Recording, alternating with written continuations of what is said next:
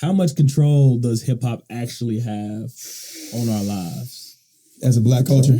As a black culture? Yeah, I mean, so let me take that. I love this topic, bro. I am an avid fan of hip hop. I'd say whenever I was young, my dad, my uncle, and my family exposed me to hip hop, and it became a teacher.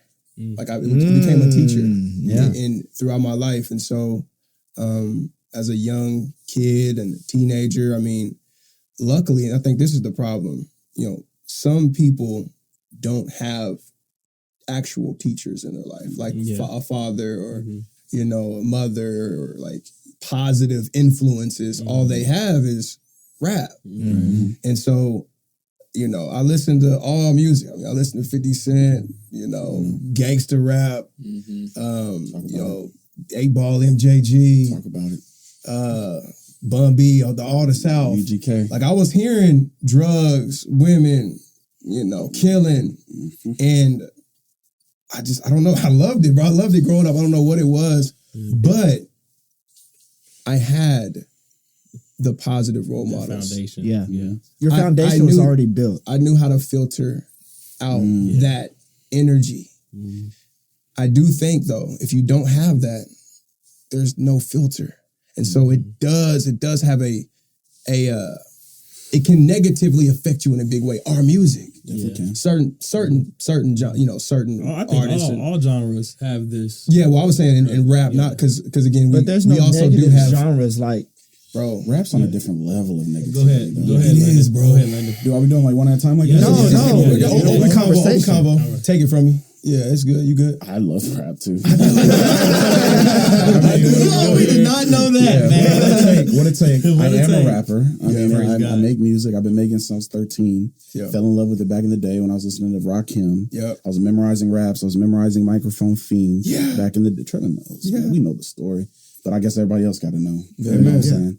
So I've been influenced by it. But like Trevor said, I can separate out. I think it's important that we tell our story. Right. Yes. And if your story is ass and women, tell your story. That's true. If you're in the strip club, tell what you're seeing. Yeah. That's true. And I understand, you know, it gets to the kids. And when it filters to the kids, that's where we need to get into the media. We need to push them into the positivity side of it. Right. But at the same time, bro, if I'm trying to party, I'm trying to kick it. Like, we was at your house. Right. It's fun. We I wasn't vibing. playing Nas. Lupe Fiasco. Nigga, what are we doing? No. Yeah. We playing But that's Rich the Baby hard Daddy. That's the hard balance, though. Yeah, there you But go. that's the hard There you go. balance, like you said. The though. balance is There important. are kids and people that are listening to. Like I said, when I was young, bro, I was a student. I was young, bro. I was 13. I'm not out there in the strip club, but I loved hearing it. I know. I don't know what it was. I think a good representation of balance. Somebody like Jay-Z, he talks about selling drugs so much, but then he talks about how to make $1 billion buying a painting or something. Right. You know what I'm saying? That's as he aged, though. That's as he aged. Nipsey Hussle, you know, same thing. Time. He has a balance. Kendrick, bro, I mean, his first shit was, Good Kid, Mad City is talking about all the struggles, basically, of growing up in Compton. He basically said that's a day, if you listen to the album, that's one day in Compton to him. That whole thing, right? So, but then he brings you into his thought process behind it because, you may be getting, you know, ass and money all the time, but what's his thought process behind it? Because nobody's just in their head. I think we're lazy with how we listen. But it's also on the artist. How important are they? How are they choosing their words? You know what I'm saying? EJ, what do you think? Wow. I think this is the golden age of. So since we're talking about hip hop, I think this is the golden age of women's hip hop. So personally, I feel like for sure you're a DJ. But true, but I'll say the flip side of that is a lot of like when I was outside. Amen. You know how many times girls were quoting, like talking to me in a conversation, but quoting Lotto lyrics in a conversation. I'm like, what are you saying?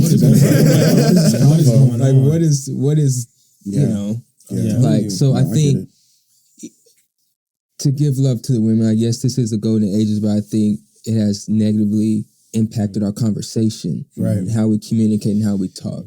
So it's idolizing, right? Yeah. Yeah, Like it is. people used to do that. I mean, people still quote Pac and Biggie, bro. Yeah. As like what they should do in life. Like, like, there's just so many examples of that, bro. People quote Nas all the time, bro. I mean, it's just we're idolizing these rappers. It's just what they're talking about is what the substance. I think that's the issue where we go to the negative side of the hip hop, because when you think about J. Cole, when you think about Kendrick, they had this vision of what they, as an artist, they felt like that they had to hide their true artistry and their true selves and their true thoughts to make it first in hip hop. So why do we have to damage our culture first and put out damaging music in order to be successful first in hip hop, and then later on bring out the true you?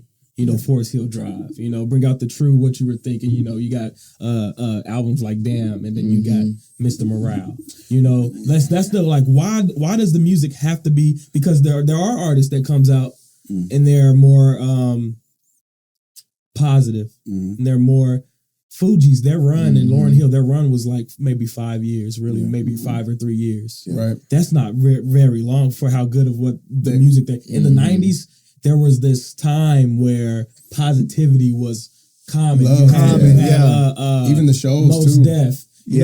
Mos Def, his hip hop wasn't, but it longevity was not long. It was crazy. Mos Def is one, and why is that? Why couldn't we have a longer strand? Now we have people like Cole, but even Cole had to sacrifice his music for like the first maybe 2 or 5, 3 years of his career just to make it first and have like, okay, let me take care of myself first financially.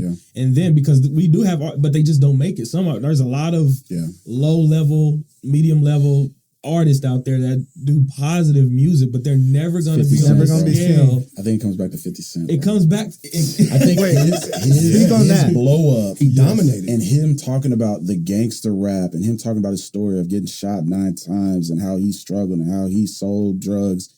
I really think it inspired this next generation, man. They just pushed it on. It did. Because even though Kanye came in, you know what I'm saying? Kanye was a faked breath of fresh air. He was fake. No, he said it. Of fresh air. Yeah. The only thing, he faked his street life. It was, and even then, like his music though, like you gotta respect Kanye because it was always Kanye. Like he didn't sacrifice. You know what I mean? Only thing that he lied about was the college drive. I don't think he ever, he dropped out, but he went to college. Whatever that deal. But Kanye's like he did make good music. Kanye's like the one artist that I can think of that was like a hip hop artist that was like, I'm gonna make my music from the jump and I'm gonna be successful from the jump. And even then, he was playing them Jesus Waltz, and he still wasn't getting signed. You heard the story, Kanye's story, how hard it was. But I feel like if Kanye wasn't making beats for all of those people, Kanye probably would have never made it. If he wasn't making beats for Jay-Z, if he wasn't making beats for, he probably would. They was the only reason why they was giving him a chance is because I need that nigga's beats. Right. You know what I mean? So even Kanye, one of the greatest artists of all time, had something outside of actual rapping about what he wants. He was in the business for other people, and other people were getting advantage from him. So even him, you know what I mean?